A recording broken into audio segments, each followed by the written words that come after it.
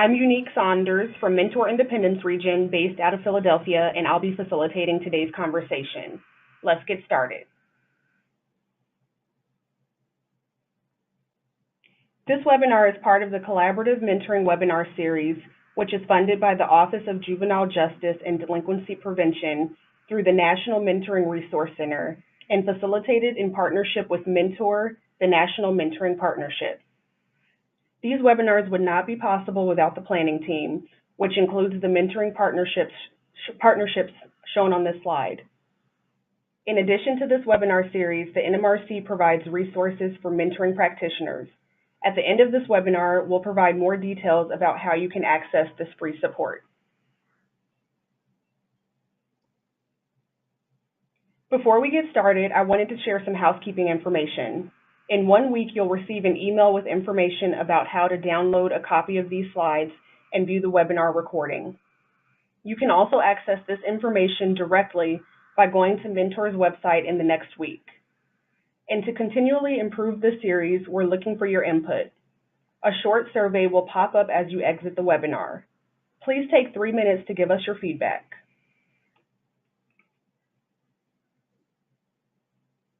We want this to be a participatory experience, so please use the question box to ask questions throughout the webinar. Abby and Minnie from Mentor National will be queuing up questions to share with panelists during the Q&A portion of the webinar. We may not get to all the questions because there are several hundred of you on the webinar, but we will do our best. The questions that we share with our panelists are generally ones that broaden or deepen the conversation. So first, to get a sense of who is with us today, we have 2 short polls.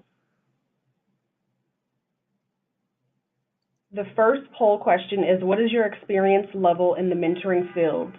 Beginner, experienced, or expert?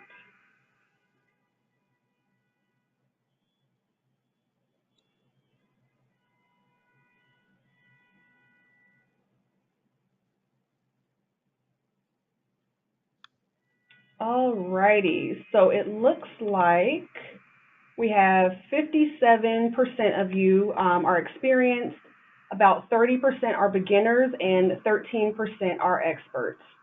That's awesome. So we'll launch the second poll.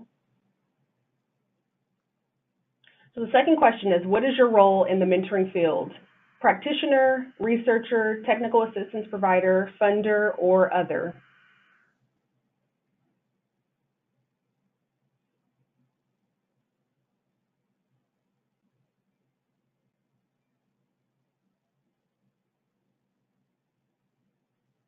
Wow. All right. Looks like 55% are practitioners. A small portion, about 3%, are researchers. Another 10% are technical assistance providers, 3% funders, and wow, 28% other. That's awesome. Hopefully we'll figure out who you guys are. So we welcome everyone and hope that today's information will be applicable to everyone on the line. So as I mentioned, I'm Saunders, and I'm with Mentor Independence Region, the Mentor affiliate in Philadelphia. I oversee our technical assistance arm of service, as well as our national quality mentoring assessment work. I've been in the nonprofit sector for about 10 years in various capacities, and have spent about the same amount of time serving in a handful of mentoring programs. I'm very happy to be here with you all today, facilitating on a topic that is quite important to me.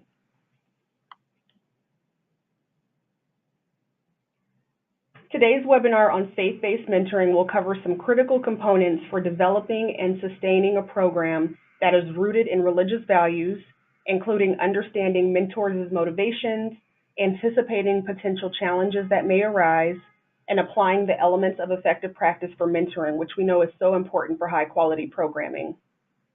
That being said, our objectives for today's call are to define faith-based mentoring, so that we know exactly what we're talking about when speaking about this particular form of mentoring. Our next objective is to share with you all tools and tips for building partnerships within churches, in the community, and with the families you're serving. And lastly, our panelists will share their strategies for applying evidence-based practices. So here we go. Our first panelist for today is Peter Vanacore. Peter is the president of the Christian Association of Youth Mentoring. Peter began ministering to youth in 1978 through Youth for Christ on Long Island. In 1981, he joined the staff of Long Island Youth Mentoring and worked as an area director for mentoring ministry.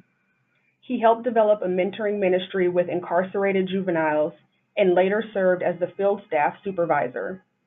In 1996, Peter moved to Massachusetts to become the New England director for Straight Ahead Ministries. In 2000, he became the national field director, where he helped develop the School of Juvenile Justice Ministry. After leaving Straight Ahead, Peter started the Christian Mentoring Institute in 2003 under the leadership of Long Island Youth Mentoring. Along with his duties at CMI, Peter was a part-time faculty member at Gordon College from 1999 to 2008, where he taught courses in counseling and at-risk youth. CMI merged with CAYM in 2005, and Peter became the executive director 2 years later. Peter has a master's in social work from Fordham University. He and his wife Diane live in Westboro, Massachusetts. Thank you for being with us today, Peter, and I'll turn the mic over to you. Thank you, Unique. I appreciate the chance to be on this with you. As you can see, I'm going to be talking about churches specifically, but a lot of this is applicable to any group, any religious group. But we're going to focus here on how churches can partner with your organization, or how you can work through a specific church to really develop mentoring more effectively in your community. Let's move to the next slide here. So can a church be a good partner? First of all, faith motivates mentors. That is really a key component of what we're going to be talking about. Can we move to the next slide, Unique? I'm not seeing it. All right, thank you. As you can see, there's some statistics here. 40% of mentors really come into mentoring through a faith-based organization. That is just people who are going through faith-based organizations, but many more mentors are motivated by faith. So even though they may be coming through a lot of secular organizations, a lot of people, it's their faith that motivates them to get into mentoring. It's something to consider when you're doing recruiting generally, even if you're not focused on any religious organization. Besides that, 21% of mentors come through informal mentoring relationships through faith-based organizations. And then there it's at 78% of strong religious participants place a higher importance on the value of mentoring. That is a key thing, that mentoring is an important part of people of faith, and their commitment to their congregations and to the community. A couple of other things that you should be aware of is that according to the Mentor Field Guide from 2006, the two top places where people become mentors are either through 43% are through religious organizations and 31% through education. And across the country, what we're seeing now is that churches are adopting schools, and not only adopting just schools, but communities. Sometimes it's limited to events. Maybe they'll do cleanup days. Often they'll maybe provide backpacks for kids in underserved communities. And what mentoring does is gives these churches a chance that they've already somewhat invested in the community to have a greater impact on organization, on churches, on schools and other organizations in their community. We've seen churches get involved in everything from elementary school through high school, juvenile justice, foster care,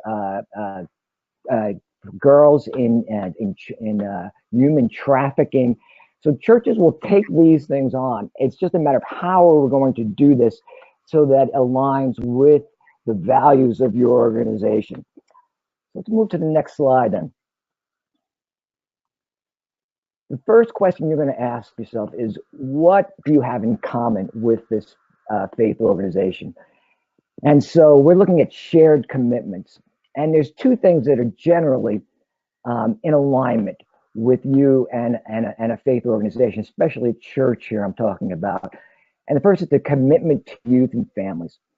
Um, every church out there will have this commitment in some level. Now, you will see some of these churches don't have many youth or families at this point. Some of them are older congregations, but they still want to see that happen, want to reach out into the community.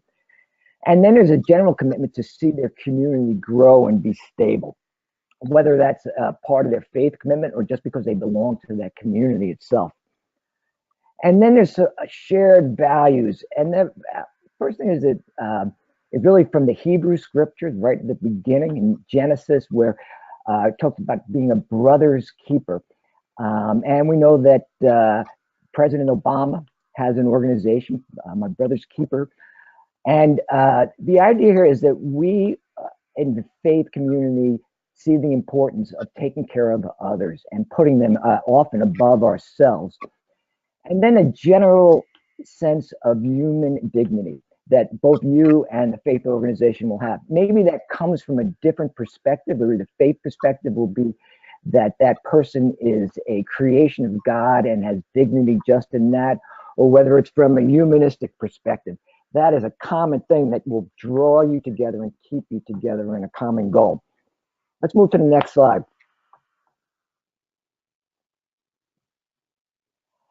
So what are possible conflicts? Well, the big question is, can this organization, this faith-based organization, this church, work within your guidelines? The first question you often get is about proselytizing. Are they going to be talking about Jesus, the Bible, during their time with the kids? This is an important question. It's critical in everything. But for the most part, if you talk to pastors, they will tell you that their parishioners are pretty shy about sharing their faith. That's not something that they feel comfortable doing. And so you're not going to find that as being a problem in most situations, but you need to check it out thoroughly and make sure that each person that is getting involved through a church is going to stick to your guidelines. And this is even more important when you're working with education or government organizations where you need strict church and state separation. Another thing is diversity. Are they open to the clients that you're working with, or does the congregation reflect the clientele that you're working with? Is another question. And how will that work within your organization? The other part is the other thing to consider is your part in that. Will you respect their beliefs? All these organizations, obviously, the faith is the important factor, the binding factor. And where they're not proselytizing, you have to realize that faith is a motivator and it's a sustainer of them as they go forward. There's also now we have to really talk about issues of sexuality, and that is that many of these churches will have different views, or possibly have different views from you on issues of sexuality, and how will you come to an agreement on that? This generally is not a problem as long as you respect their faith and they respect your beliefs. Finally, it says, can you engage with the understanding of the differences? The big thing here is, can you work together knowing that there are differences?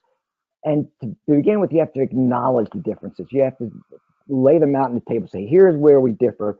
Can we work together? And ways to do this is you often can bring social service leaders, politicians into the conversation with you. Help them to work with the church in that way. We've seen not just social service leaders, but even educational leaders, superintendents of schools, and principals, as well as we've seen mayors and police chiefs get involved with recruiting churches and helping churches become part of the community in that way and getting past the differences and looking past conflicts that may cause problems. Let's move to the next slide. Thank you. Okay, well, how do you win church support? This has been a problem for a lot of organizations of trying to get through the door of the church and win allegiance. And I've been doing this for really nearly 40 years. And so I know the conflicts that can come into place with this, but they are certainly, these are problems that can be overcome, but it takes a lot of work to get there. Let's move to that next slide. First thing you have to do is research. You have to research about the church. And where you get that is you start at the website. Look at the things that they value. Well, how are you going to determine that? You really have to look at their priorities. What kind of programs do they have? Where is their focus? What's their language as they go through that? And then when you're looking at look at their vision, their mission and vision. And the perspective you need to take here is, how will mentoring this church being involved in your mentoring organization advance their vision? You know, it's not just about your vision. Think about it in terms of, what will this do to help this church, and then help that community. So you're going back to the previous slide where we talked about shared common values. And we're looking at saying, how can that advance what this church is about? And then look and say, you want to look and take a preemptive step in finding what conflicts could be there. The next step would be to talk to people in the congregation. What do the leaders value? What's important to them? How do we best approach the pastors, the board? What will they be concerned about? How will they take to the idea of being involved in the community and being involved with another organization? Whom have they partnered with in the past? Look into that, and then get information from people in the congregation before you go to maybe the leadership. And then finally, become familiar with their language. And you don't want to try to mimic their language. What you want to do is just understand what they're talking about, and how that language can affect their understanding of what you're trying to accomplish. So let's move on to the next slide. After you research, you're going to want to organize. And when I talk about organizing, it's you need a champion in a church for this to work. We have seen this to be one of the two crucial steps in getting a church involved. The first step is getting the buy-in from the leadership. The second is finding a champion in the church. The first step is, do you have a mentor who is from a church? And will that mentor work with you to approach the pastor? And can you get through that an invitation to be part of the conversation of the church and how the church is living out its faith within the community? Now, to really win the leadership over and the pastors, you need to really explain your competency.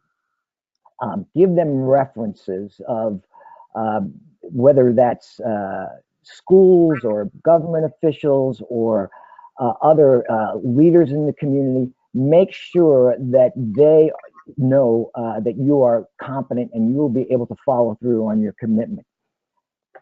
And then use endorsements from community leaders whenever possible. I have a list of them there, but you can probably add to that list. Those people are essential in really winning over a lot of churches.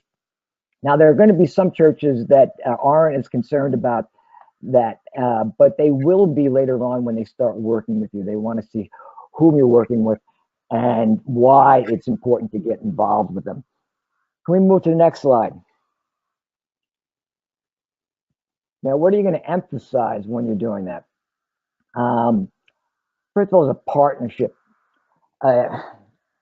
a lot of organizations, and these not only secular ones, but even religious nonprofits, look at the church as a bank where they can withdraw volunteers.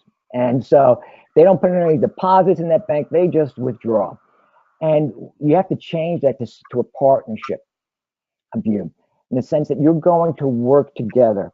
You're going to be in this together with some common vision and a common goal that will advance the community and also advance the work of the church.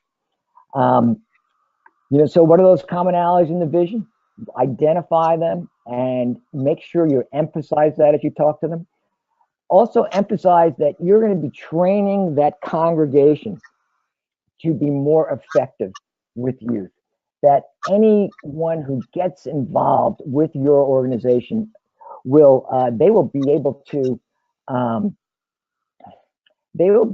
to work with youth more effectively, because you're going to be training them, you're going to be supervising them, and they will have a better knowledge of the community, a better knowledge of youth, and especially a better knowledge of youth who maybe have more needs than kids they're used to being involved with. And then the other thing is that they are, through their involvement with you, they are expanding their goodwill and visibility, that the church is getting their name out, and people will take notice of that. I have to say that has been one of the biggest motivators I've seen for pastors when they come into this, say that, yeah, you want to do good things, but this is a way to do good things in a way that everyone's going to take notice of what you're doing, and that you're making a difference, that you're living out in your faith in a way that's positive, when often all they're hearing in the press or anywhere else is negatives about about their faith and their church. So let's take another slide, please.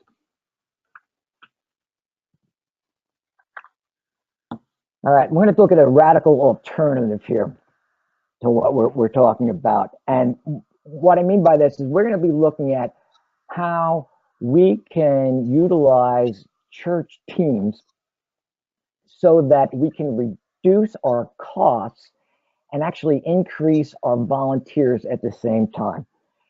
This is what we do at the Christian Association of Youth Mentoring. So let's go to that next slide, please, and we'll start this. We have helped churches do recruiting. They can help with screening. They will provide volunteer support with coaches who will supervise and provide activities for mentors and mentees to get involved with. Now, I know that sounds pretty risky. We'll always think of this in terms of that being involved and in mentor support and organizing and overseeing mentoring as a professional pursuit. And that's how I started back in 1981. We were all on staff and we all did this together. What we've seen, though, is that when you're working with church teams, you can build a team in that church that will be able to do these best practices in a way under your supervision that will be just as effective as a full-time staff. But because you're utilizing a team to do things, it will reduce your costs. Now, I looked at those four things. Now, you may only be comfortable with one or two of those, but the idea here is that the more you get the church involved to do your practices, it reduces cost, and I believe it is more effective, especially in areas like recruiting. We have seen churches where basically a third of the congregation is involved in mentoring because they know how to recruit within their own ranks. And when the church members see that this is not an outside organization coming in trying to take away from their mission, and it's this organization helping them with their mission, and they are helping the organization with their own mission, then they get more involved with it. So building those teams is a key part of what we have seen to be a radical alternative to what classically we do in mentoring and building a professional staff. Now, let me emphasize that team of volunteers at a church needs the professional oversight.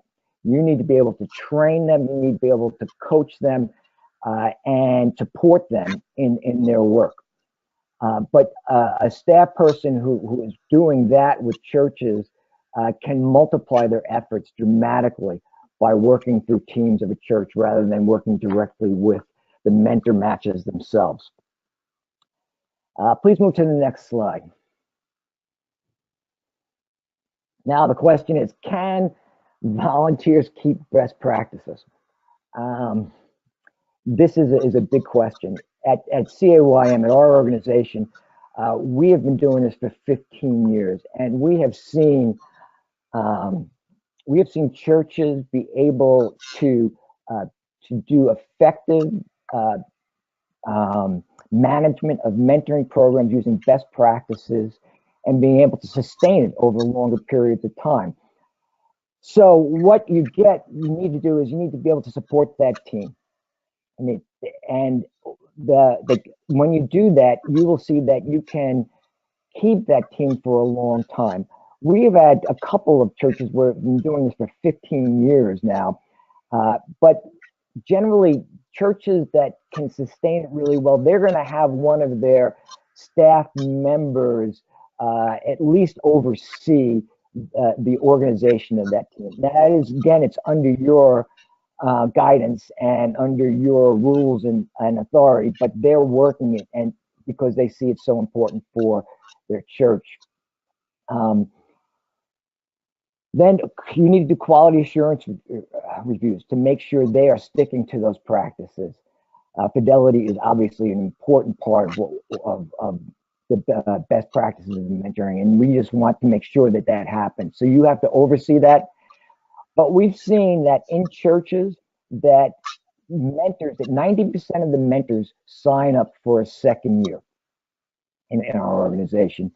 And so we're not overseeing matches ourselves. We're training others to do it. We're working with churches themselves, or we work often with nonprofits that want to work with churches. So we help them organize churches and help them build teams so that they can be more effective.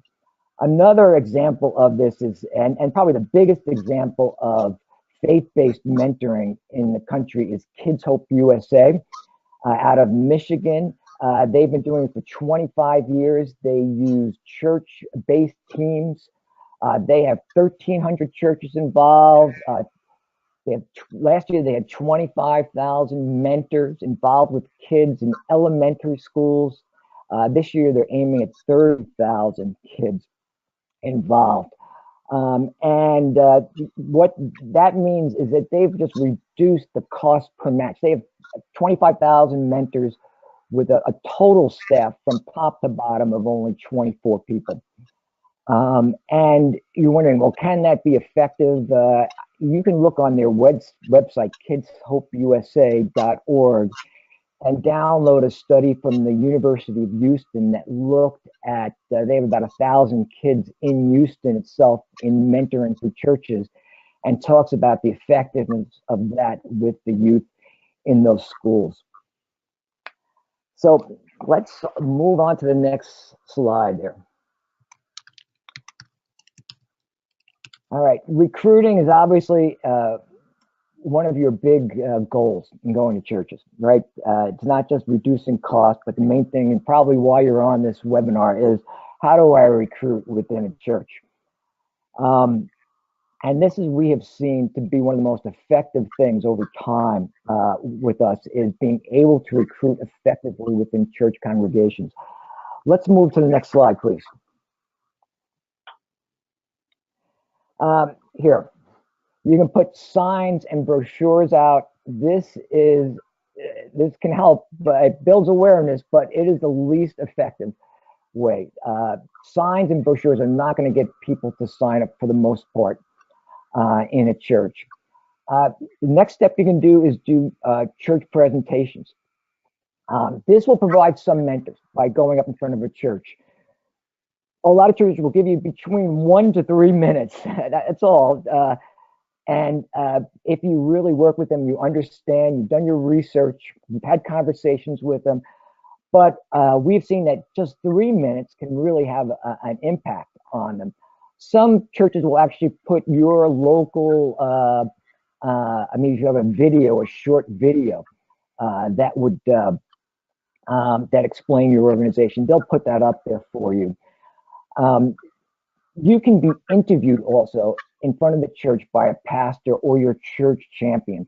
That is very helpful. Getting that pastor to endorse you up front is really essential in the process.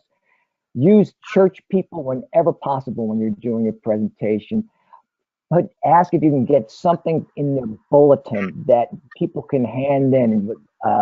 And usually we do this, that they hand it in when they're, maybe if the church passes a collection plate, they can put it in that. And that's an effective way. Some churches won't do that, but a lot of churches will. And then see if you can set up a booth if you're doing a presentation. Now that will get you, provide more mentors, but we have seen that the best way to get mentors in a church, and we've seen 5 to 10% of a church get involved through this, is that when you get the pastor to endorse it, and then your church team that we talked about, and mainly that champion, is inviting people to explore mentoring in some sort of informal meeting after church service. We've seen this to really be truly effective in getting a lot of people out of the pews and into the community. And let me just add this to here, the last thing here is, don't look at church size as being important. We have churches of 60 people that have over 20 matches in there, 60 adults, I should say, and have over 20 matches because they see it as a priority.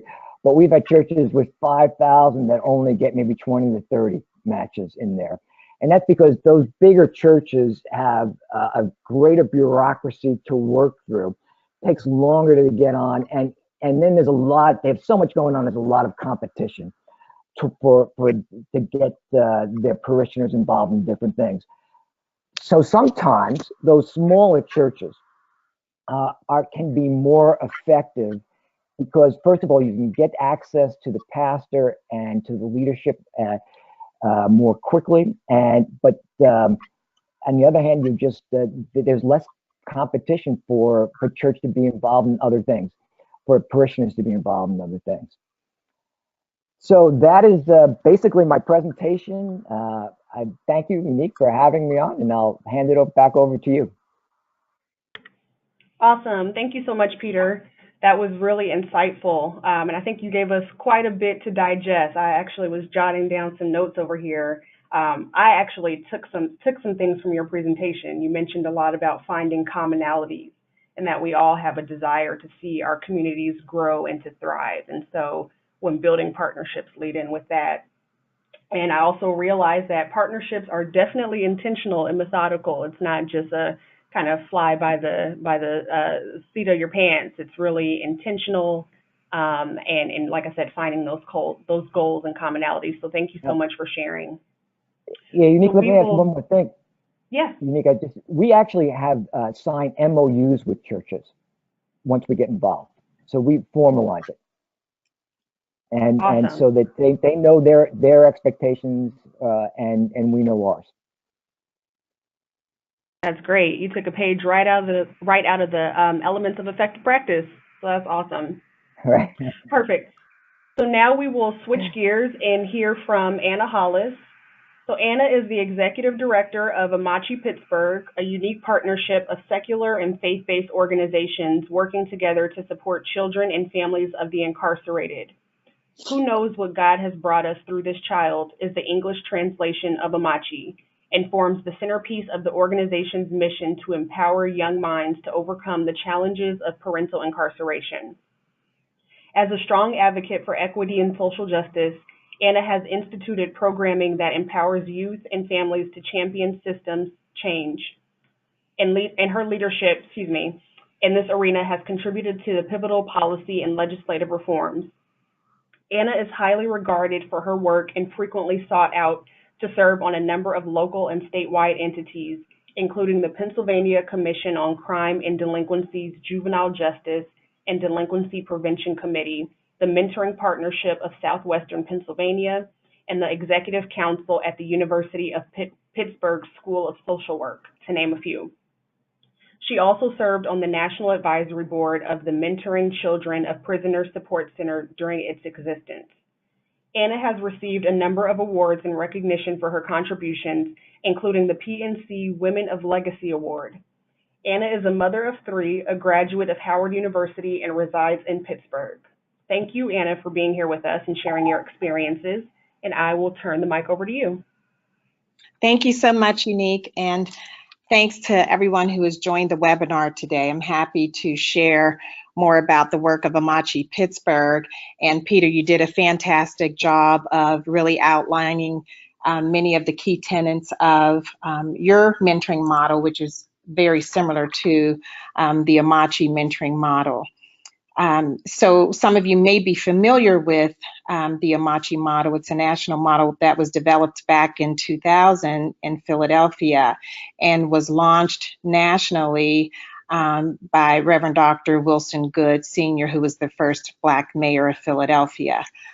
So many states, in fact, all 50 states, about 250 cities across the U.S. adopted the Amachi model, where over 300,000 youth have been mentored since its inception. Here in Pittsburgh, we picked the model up in 2003. It's very similar to the Big Brothers Big Sisters model, except that we have a particular emphasis on partnering with communities of faith, serving specifically children of the incarcerated, as Unique mentioned, and really capitalizing on the sort of collective power of building community and the ability to really support not just the children, but families during the time that they are involved with Amachi. So here we've been doing this for about 15 years. In the very beginning, we really followed the model to a T that Peter described. We partnered with churches. They were all Christian churches. We recruited mentors. We established the MOUs with the churches. It was really a powerful partnership because we had a shared mission and shared goals of supporting those most in need, uplifting most vulnerable populations, and certainly families who are impacted by the criminal justice system are wrought with many challenges, including shame and stigma. So it was really important to capitalize on the, human caring that we find in communities of faith, and really we're a place where families could find forgiveness, and, particularly incarcerated parents, and no judgment. And so we felt that communities of faith are important for that reason, as on top of many other reasons. But in the beginning, 100% of our mentoring matches were established through these church partnerships. And over time, what we recognized is that many of the families that that were involved with our program were not necessarily Christian themselves, and some of those families may have belonged to other faiths. Some of those families did not really want to have their children exposed to the mentor's church, or any youth activities that may have been a part of the mentoring activities. So many of our mentors, just because their churches may have had youth groups and lots of interesting ways to keep young people engaged, not all parents wanted to be a part of that. So we learned that just through our ongoing mentoring support that we really needed to make sure that we were honoring the wishes of our families, but not restricting our mentors from living out their faiths if they decided that mentoring was a way that they wanted to do that.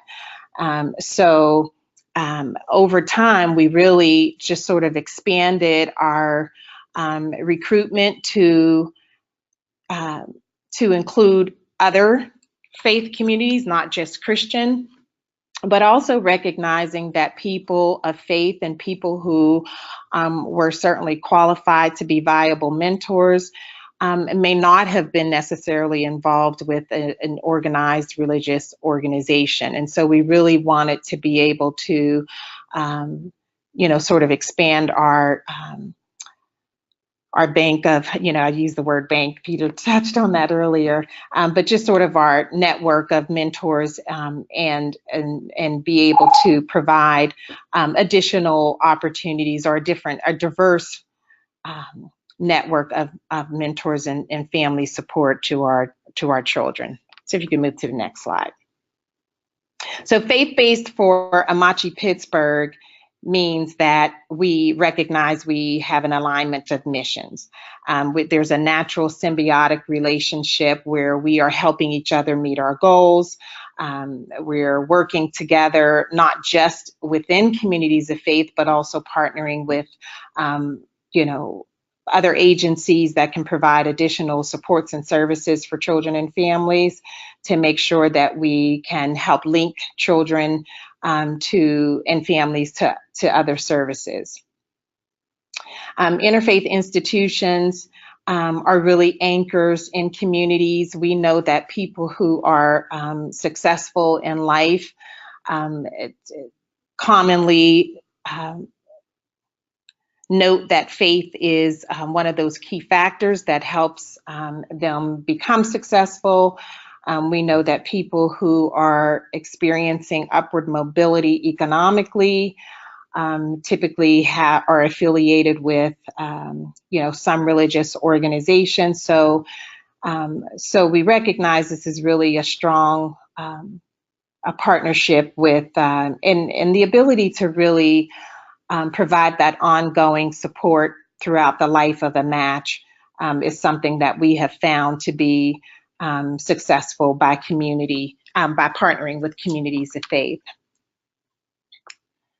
Peter already talked about the low-hanging fruit, how people volunteer quite often through their religious and as a result of their religious affiliations, and we sort of capitalize on that. You can move to the next slide.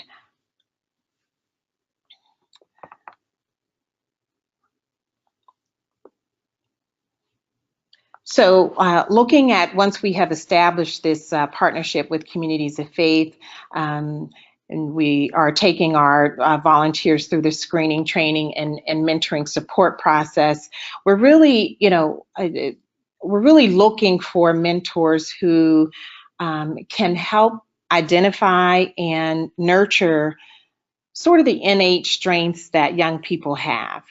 What are the activities that we can that are outside of the church that can support the development of youth's interest? It could be a youth could have an interest in music or arts, or we had a young mentee who wanted to learn martial arts and happened to get paired up with a mentor who was also interested in that. So what are sort of those activities that can help young people build their skills, that can help them really recognize what they can do well and feel good about being able to do something well, and to just really establish some concrete goals for their mentoring relationship and be able to reach those goals. We look for those qualities in mentors who can help youth reach those goals. We also address what faith-based means. We talk about it when we're recruiting our mentors. We want to make sure that if our volunteers feel very strongly about their faith, and they really feel that they want to share their faith with the mentee. We want to be sure that we're all clear on our expectations, on our guidelines, on respecting each other and respecting differences, while also encouraging each other, mentor and mentee, to find common ground and where they can work together to help the youth meet their goals. So oftentimes, our mentors will ask, is it okay to take a mentee to our church or to church activities? And, and we say, as long as the family is welcoming that and is open to participating in religious activities, we're perfectly fine with that. But it does need to be something that both the family and the mentee agree on. So we don't restrict involvement in any religious activities, but we also make sure that the mentor understands that a family can opt out of those activities. You can move to the next slide. So expanding our recruitment activities also helped us to understand that we could tap into volunteers who may not be equipped to mentor, or who may not even have the time to mentor, but have other ways that they can support either the organization or to support our families. So, for example, we partner with a number of organizations twice a year where we have holiday gift distribution for families. We have folks who collect toys and then distribute those to Amachi. They come out and during our holiday celebration and interact with our children and families. This year we had our event at a rock climbing facility, so it was a wonderful opportunity for volunteers who want to give back and who want to support youth and families to get engaged.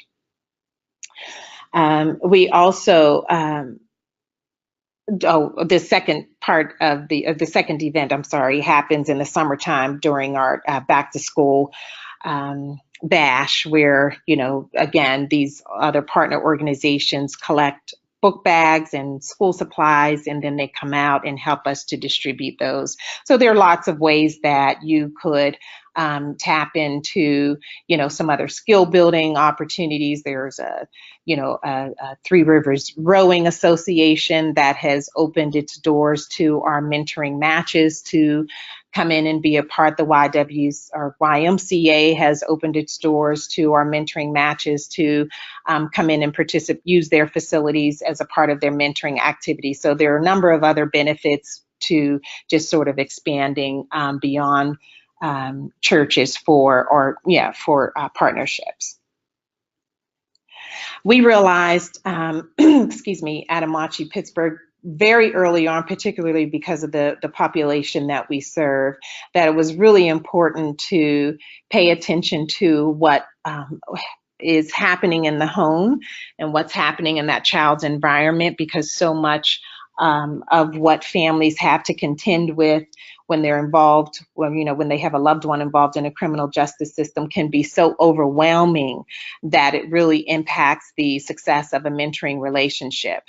So we, unlike many other Amachi models in the country, we implemented evidence-based family strengthening programs that are designed to not only support caregivers, but also to support incarcerated parents and to build those connections and help families maintain those connections during the period of incarceration, and to also help us facilitate family reunification once that parent is released. So we wanted to take a little bit more of a holistic approach, not just focusing on the youth, but also focusing on the family unit and how we could better support the family unit. Oftentimes during our match support, we would learn about a break in the routine mentoring meetings due to just issues and, just sort of, unexpected issues that would arise as a result of, this parents and families being involved in the criminal justice system. So we really felt, to the extent that we could support the family unit, we could support more successful mentoring matches and be able to help youth realize those outcomes that we were looking for. So our programming, in addition to mentoring and family strengthening, incorporates youth leadership and advocacy work so that we can equip our youth and families when they feel strong enough to become engaged in informing the systems that impact their lives, informing policies that impact their lives, and really challenging the systems that affect them and that sort of tend to perpetuate the issues that we're trying to address. We really want their voices to be heard. We really want them to play a role in challenging those systems to really address their unique needs. And it's a new thing. I mean, it's, children of incarcerated parents have been often referred to as silent victims of crimes or invisible, and we really have taken a conscientious approach to undoing that and really engaging our youth and families in raising the visibility of this population. And we take our youth to trips to our capital in Harrisburg. During public hearings, they testify, they tell their stories from their own unique perspectives, and really, talk to the legislators about what they feel they need to be successful. And then you can move to the final slide. And that really leads to why some of our external our partnerships with external stakeholders is really key. We have partnered with government relations firms to really understand how to navigate, policy and the, advocacy and policy arena. How do we, help our young people frame their stories and tell their stories? How do we help parents tell their stories? And, how do we work with other agencies that are focused on systems work? How can we partner to really advance our mission and really advance the needs of our youth and families? So there's, for us at Amachi Pittsburgh, policy and advocacy work has really become a huge part of what we do. And we also recognize that, many communities of faith are, focused on social justice and really want to become more engaged in that arena and really advancing some of the reform efforts that we know are going to be beneficial for youth. It's difficult when we are operating, sort of downstream with mentoring and direct services when, upstream many of the policies are sort of perpetuating, the problem that we're trying to address, as I mentioned earlier. So just really looking at some other organizations that can help, not just supporting youth directly, but can help the family unit, that can help the community address some of the issues in the community and in schools, particularly the school to prison pipeline have been really key for us. And so our network is a very, very broad network, and it consists of Christian churches, mosques, synagogues, and a number of secular agencies that are really working with us to address systems issues. So, excuse me, thank you for your attention, and I'm happy to take any questions when Unique opens up the question line. Thank you, Anna. That was really good and really insightful as well. And it does indeed take a village to raise a child. We know that youth need a web of support. So not just, one caring adult in their lives, but multiple people showing them support and love. So it's great that Amachi is partnering with other organizations and that you're also supporting the family as a whole. So not just the young person, but their entire family. So I think with that being said, we will now I'll now turn it over to Abby Lormer and Minnie Chin, who are our question moderators for the day. And you can still type in your questions in the question box if you have a question.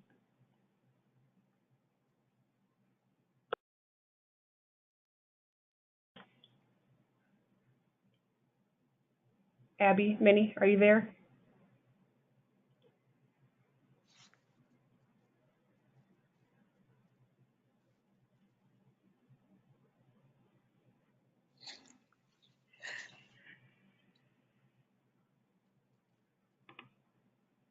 All right, let's see. So if you look to the right of your screen, there's a question box where you can type in any questions. We're going to give folks a couple moments to ask anything, and then we'll go ahead and ask the panelists any final questions that folks have. Thank you.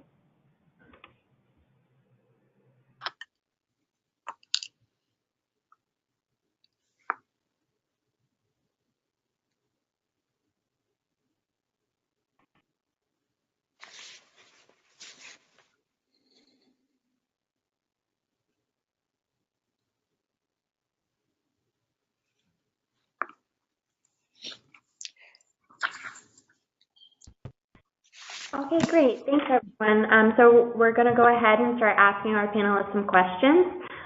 First, we have, what have been some of the biggest challenges, maybe the top one that you've faced, and how did you overcome them? And either panelist can answer. I'm sorry, can you repeat that, please? Sure. What has been one of the biggest challenges that you've faced within faith-based mentoring, and how did you overcome it? It could have been like something to do with working within your community, working with a church. Yeah. I could touch on that from Amachi Pittsburgh's perspective. Initially, Amachi was founded through funding through the Department of Health and Human Services. So it was federal funding that was made available to organizations nationally. And with that funding, we were able to offer a stipend so that within each of our partner agencies, or churches rather, the volunteer coordinator would receive just a small stipend that would enable the volunteer coordinator to host mentoring meetings so that all of the mentoring matches or the mentors under that umbrella could meet together and talk about what was working well, what their challenges were, and just really be a support to each other. They could also use the stipend for activities so that they could go out on group outings, and the kids would have an opportunity to meet each other and recognize that, they're not alone. Oftentimes these kids would meet each other through Amachi's programming and would say, wait a second, we know each other, we go to school together, or we live in the same neighborhood, and didn't realize that they were both dealing with parental incarceration. So it was really a great opportunity for young people to build bonds with each other as well. It helped Amachi because, it was sort of that extra layer of support, while we continue to provide ongoing supervision and support to all of our matches and community partners. It was just nice to have that person, in the church or within that, synagogue who would see their mentors on a routine basis and could just sort of, talk informally, and just really, it was just an opportunity to build really strong connections. And, part of the, one of the tenets of the Amachi model is building community around these families. So about 7 years in, the federal program was eliminated. And so it was a huge hit for all of the organizations that were relying on that funding. And we really had to downsize. We had to streamline our operations. We were not able to continue to provide those additional resources, to our churches. And so that was a huge setback for us. It was at that time, the federal funding was about 75% of our budget. And so we took a big hit there. But at the time, we were also, working on diversifying our funding stream, building relationships with new funders. So we were fortunate enough to be able to access new funding streams to continue our work. But it was really a tough challenge, and it really affected the way that we could maintain those really strong connections to all of our community partners. So that was a big challenge for us, but and that's why I would emphasize building those relationships within, but also with, outside of communities of faith, so that, whenever you need additional support that may be required outside of those communities of faith, you have those relationships in place. So, that's one of the biggest challenges that we faced over the years, but I would say on an ongoing basis, probably just, I think getting people to report when the good thing is that our mentors and mentees build strong relationships. They really get connected to, each other's personal networks, and that's wonderful. But when they get really comfortable with each other, they don't always maintain their activity reports. So it presents a challenge for Amachi to collect the data that we need. And so we find ourselves, having to chase folks down often. And that was not something that we had to do when we had those volunteer coordinators, who were sort of really accountable to helping us collect that data. So I would say data collection is sort of an ongoing challenge. Unique on our part, the biggest challenge we faced, especially when I first started, was pastors saying to us, we can't fill the positions in our own church. Why should we give volunteers to you to go mentor? And what we found is that people who mentored from churches were generally people who felt they couldn't fit into other things in the church. They didn't want to work in groups, they didn't want to teach Sunday school, but they could work with a kid one-on-one. And what I did in my graduate studies, I did surveys of mentors in different organizations and asked, about their involvement in church after they got mentoring. And what we found is that about 60% of the mentors kept the same involvement in the church as after they were mentoring as before. Only 1% decreased involvement in the church while they were mentoring, and the rest increased involvement in the church. And we also asked questions about their faith, and the vast majority said they grew in their faith because of their involvement in mentoring. Challenge their faith and challenge their experiences with their faith.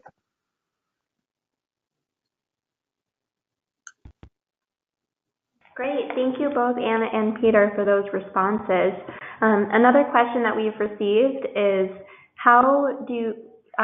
from either panelist is, how do you handle avoiding conflicts when one of the match partners is not a person of faith, or if they are different faiths?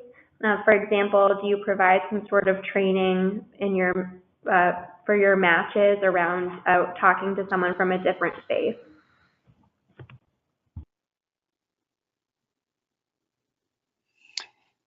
At Amachi, we do. Our mentor training, as I mentioned, it recognizes that, not all of our mentors and not all of our families will share the same faith. And so we do provide, information and tools about how to, respect each other's faiths. The really nice thing I think about various communities of faith is that there are some really basic, strong values that are common amongst all faiths, honestly. And that's what the Amachi model is built around, those shared goals, those shared values. And that's what I think is really key. I think Peter touched on that earlier, is really asking those questions, about values, about expectations, about goals, and making sure that you're on the same page. But I think the key here is really honing in on those shared values and goals, because that's what really matters. In our organization, we, in our mentor training and orientation, we stress that if you talk to a kid about faith right off the, kind of push it, they're going to be turned off, and you're going to lose the relationship, and you're not going to get anywhere for the most part. And that we stress that rather than talk about your faith, to live it out in front and let that be an example to the youth. And that youth will ask questions when they see about the faith of mentors, when they see the consistency and faithfulness of the mentor. And so we say, wait for the kid to ask questions if you want to talk about faith. But some kids, may not ask the questions at all. They just don't have an interest, and that's fine. What they're doing is living out their faith in front of them. It doesn't have to be any other way of doing it.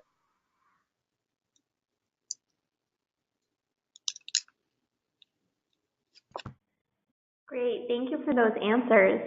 Another question we have for you is, what might you say to a mentor who was pushing or crossing a boundary?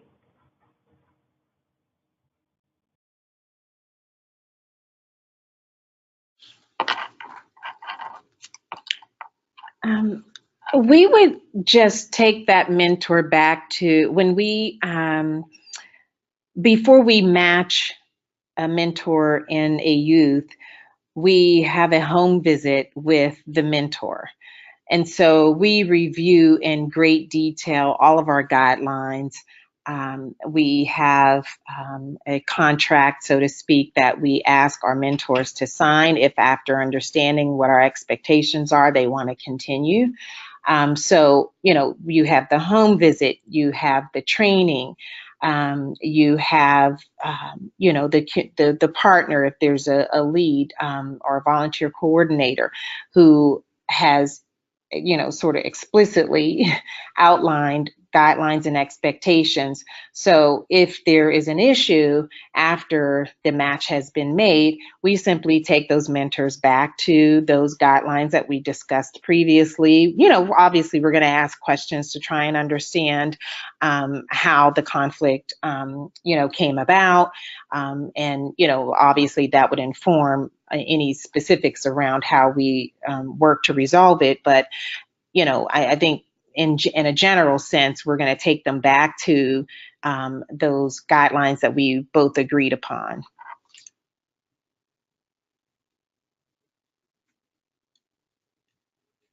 And I can tell you that in, a few cases, it hasn't been often, it's been rare, but, there are some cases where either a family said, I don't want to continue. The only thing, this mentor wants to do is church related, and, or where a mentor said, I'd like to either be matched with another child, or I'm going to, become involved in another program, because, my faith is really important to me.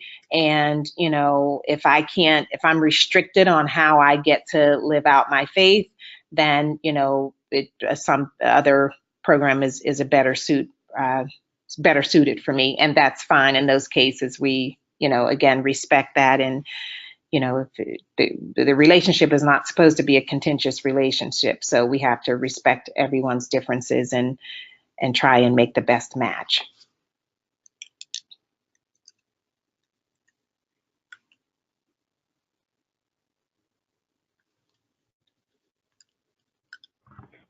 Thank you so much, Anna and Peter, for answering our questions. That's going to be the last one for today, so I'm going to pass it back over to Unique for some closing information. All right, thanks, Abby, and thanks again to both Peter and Anna for sharing your experiences and enlightening us all. So Mentor scales impact by developing and supporting a national network of affiliates.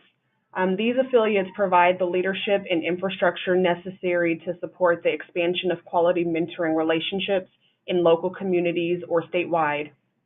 Mentor affiliates also serve a unique role as a clearinghouse for training, resources, public awareness, and advocacy. We encourage you to find out whether you have an affiliate in your region and connect with them to learn about local resources and training opportunities. Additionally, we encourage you to register your program with the Mentoring Connector, a national database of mentoring programs. This zip code searchable database allows mentors and mentees from across the country to find your program and is connected to LinkedIn, MBA Cares, mentor.gov, and so many other avenues of free program promotion. Finally, check out the OJJDP National Mentoring Resource Center website for no-cost mentoring resources to help you apply evidence-based program mentoring practices to your program. The OJJDP NMRC provides evidence reviews on mentoring models and mentoring for special populations, implementation resources from training manuals to mentor guides reviewed by the NMRC Research Board, a blog featuring innovations and best practices from mentoring practitioners, and the opportunity to request no-cost technical assistance or training. As a reminder, 1 week after the webinar, all attendees will receive an email with a link to the Collaborative Mentoring Webinar Series webpage, where we will post the recording, slides, and additional resources. Also, don't forget, we want your feedback. At the end of today's webinar, please answer the short survey and help us make this series even better. Be sure to visit the CMWS page on the Mentor website for an archive of all past webinars and information about upcoming webinars. Thanks to everyone for joining us today. Please join us next month on Thursday, January 17th for our next webinar on utilizing volunteers in your mentoring program. And have a Merry Christmas and a Happy New Year. Thank you all. Thank you.